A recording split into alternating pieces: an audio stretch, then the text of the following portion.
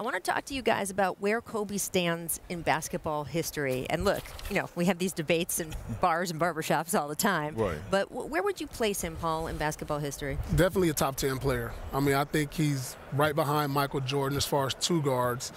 Because when you look at the longevity, the accolades, the championships, I mean, he's right there. So definitely a top 10. I don't know where at. But second, definitely to Michael Jordan as far as position-wise, shooting guard. But I have him in my top 10 of all-time players. Well, P, I'm going to disagree with you on this one for the simple fact I'm younger than you. So he's actually in my top 5. Okay. And when I say my top 5, I'm going in no particular order, but I'm going Jordan, Magic, Braun, Kobe, and Bird. That's my top 5 all time. Abdul-Jabbar not making your top 5. That's my. I wasn't born. He's not a historian like me. Yeah, but you know, he doesn't know about Rachel, Bill Russell. Rachel, I wasn't around like that. You know what I'm saying? I'm going on what I saw. He's going on what he saw. Yeah, I'm not going on stories. So, you know, at the end of the day, you know, to take it further, Rachel, I think even past the basketball world, and I said this yesterday, you know, with the passing of Kobe, to me, it's like this is his death is more impactful on the world than what Michael Jackson was, you know, when he passed. And I think, like, when you look at this, I mean, like, it's crazy because I was saying this, it feels like it's a different energy in the world. And to me, you know, the passing of Kobe Bryant is immortalized, and I think he's in a league of his own.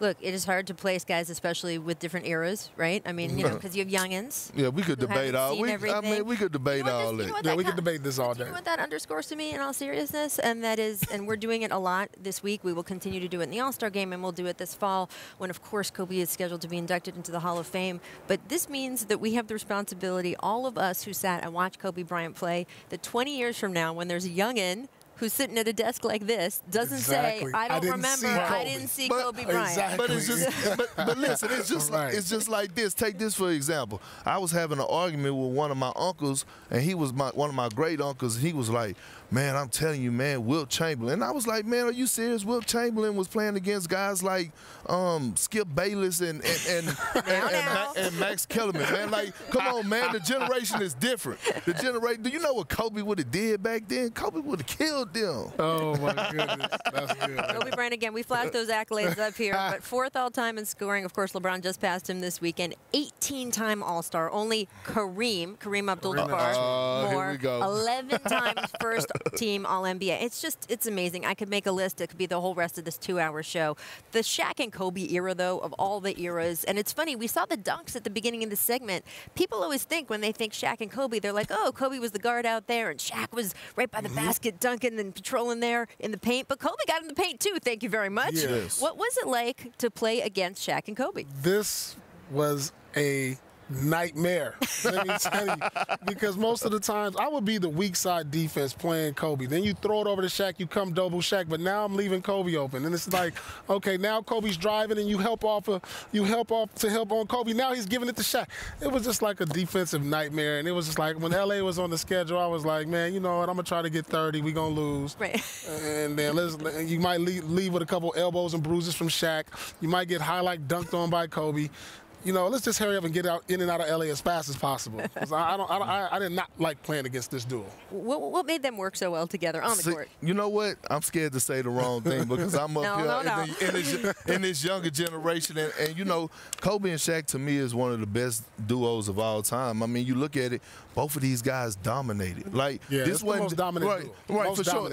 And this wasn't just pick and rolls. Like, this was post-ups. This was at every aspect of the game. And then, you know, what a lot of people don't credit Kobe and Shaq for is that on the defensive end, what they did defensively, especially in the playoffs in the crunch time. I can remember when Shaq was getting 5 or 6 block shots. Nobody talk about that. Everybody want to talk about the 35 and 15 that he was putting up, but he was getting them 4 or 5 blocks, and Kobe was going to get him 2 blocks, 6 steals at crunch time. But I ranked them high. They up there, like I said, I'm the younger generation. Hey, Rachel, look, I don't want no problems with you or P. I both admire you. I don't want because I'll agree with you on that. All right, cool. As long as you agree with me on that, I'm cool.